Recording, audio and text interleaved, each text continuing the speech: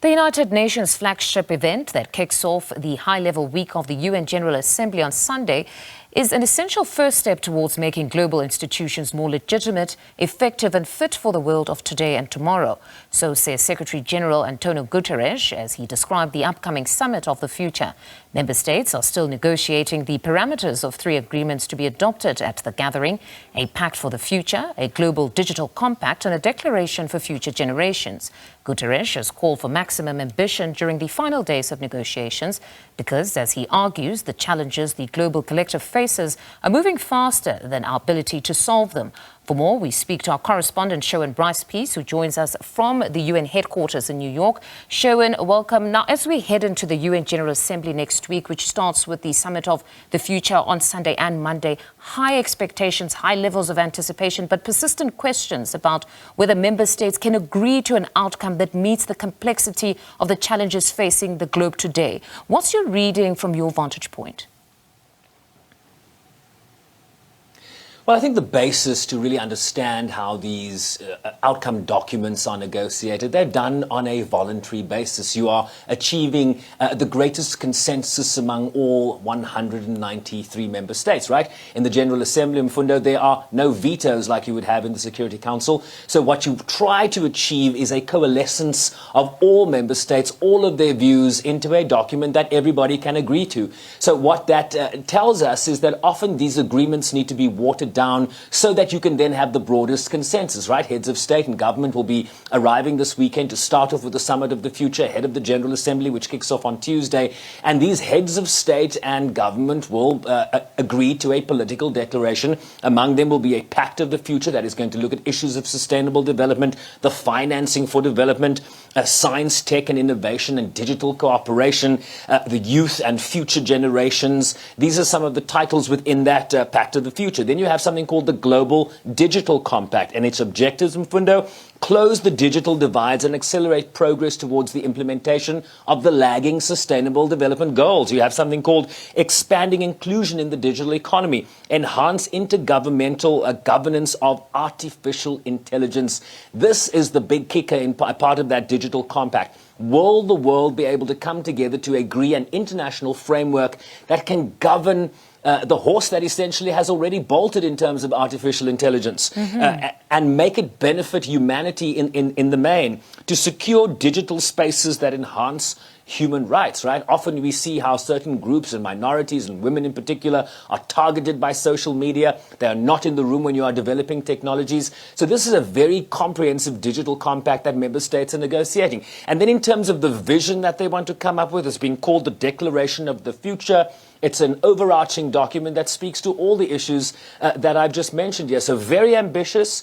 Will member states be able to meet the moment? That seems unlikely. Why do I say that? Because history informs us that past summits, past SDG summits, there was a summit in 2018 called the Mandela Peace Summit, which says we want a more peaceful world, a more inclusive, fairer world. That is a document, a political declaration adopted in 2018 that is gathering dust on the ash heap of history. So the notion of voluntary consensus often doesn't meet the moment in terms of implementation. So let's see what they come up with. We'll certainly be watching and reporting in the days ahead. Indeed, we trust you to bring us all that coverage. But also at the UN today, the General Assembly adopting a resolution that demands that Israel comply with the July advisory opinion of the International Court of Justice and end its unlawful occupation of occupied Palestinian territories. What does this newly adopted resolution tell us exactly? Well, let's recall what the International Court of Justice's advisory opinion in July decided. Remember, this is separate from South Africa's case in terms of accusing Israel of genocide, in terms of what South Africa alleges are its violations in terms of the 1948 Genocide Convention. The International Court of Justice found that Israel's continued presence in the occupied Palestinian territory, including the West Bank and East Jerusalem, is unlawful. And in that advisory opinion, called on the General Assembly and the Security Council to consider future actions to ensure the occupation comes to an end as soon as possible. Cue the vote we had in the General Assembly earlier today. This was a draft resolution put forward by the Palestinian ambassador Riyad Mansour yesterday. It was voted on today. In fact, I think we have a clip from the President of the General Assembly announcing those results. Mfundo, do we have it? Can we play it? I believe we do have it. Let's listen in. The result of the vote is as follows. In favor, 124. Against, 14.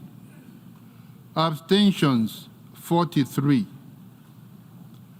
Draft Resolution A/ES10/L31/Revision 1 is adopted.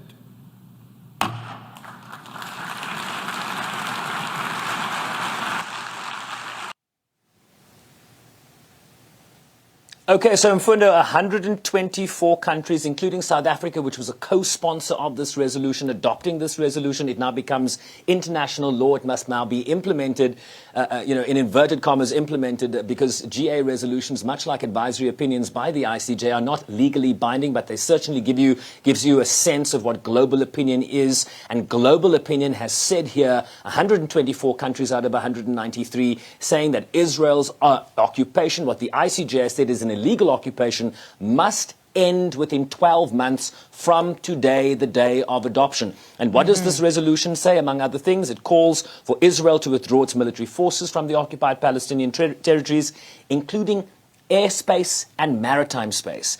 It says all settlement activity must end and be dismantled, and parts of the barrier wall created in parts of the occupied Palestinian territories must be dismantled. It says Israel must allow Palestinians that were displaced by the decades-long conflict to return to their places of residence, something called the right of return. It calls for reparations for the damage that has been caused, and also calls for Israel to comply with the ICJ's provisional orders that have been handed down in that genocide case I mentioned that South Africa has brought before the court. So very specific things that the GA has decided here. Of course, not legally binding. The Israelis have denounced the resolution, that it's not building bridges. They denounced the fact that it doesn't deal with Israel's security concerns were they to withdraw. It also doesn't deal with whether Hamas will continue to have an influence in Gaza and in territories of the occupied Palestinian territories. So one doesn't expect this to be implemented, but the GA has certainly decided.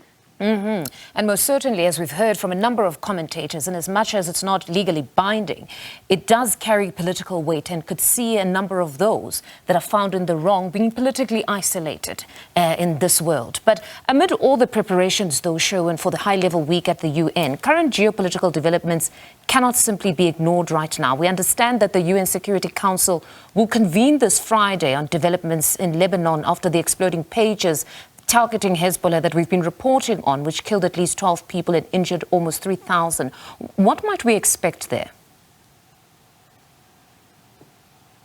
Well, let's remind you and our viewers that the Security Council's mandate is the maintenance of international peace and security. And what you've seen over the last number of days happen in Lebanon is a kind of new technological warfare that that the allegation, certainly from Hezbollah and the Lebanese, is that Israel is behind this. This has been confirmed by CNN. This has been confirmed by the New York Times. And so the Security Council will seek to really understand what has happened here. We have more questions than answers here, but what we do have are little devices called pages created by a Taiwanese company that have been exploding in handbags, in backpacks, in pockets, in vehicles, killing at least 12 people in Lebanon and injuring thousands of people, many of them civilians. So this is a different kind of warfare. It has implications for you being out in a public civilian space, whether you're a Hezbollah militant or not, right? You live in South Lebanon, you live in southern Beirut. You saw pictures of grocery stores being evacuated, people ducking for cover. And remember, so the implications here are, how are civilians going to be impacted by this new form of warfare? So one imagines that there'll be a great deal of denunciations, as we have seen throughout this Gaza war between Israel and Hamas against Israel. And of course, questions about whether this ceasefire that has been led and negotiated by Egypt, Qatar and the United States will be able to be brought to bear on the expansion we are seeing in the Middle East, right? The war on different fronts. You're not just fighting a conflict in Gaza. There have been these skirmishes across Israel's northern border and southern Lebanon between Hezbollah and Israel for months. You've seen the involvement of the Houthis in Yemen. Where do we go from here? This is all part of the conversation that the UN Security Council will have in regard to this situation in Lebanon on Friday. Mfundo, it's all happening here, I tell you that. No, indeed, it is happening. The world is in conflict. Sherwin, thank you very much for that reportage. That's our correspondent, Sherwin Bryce Peace, out in New York for us.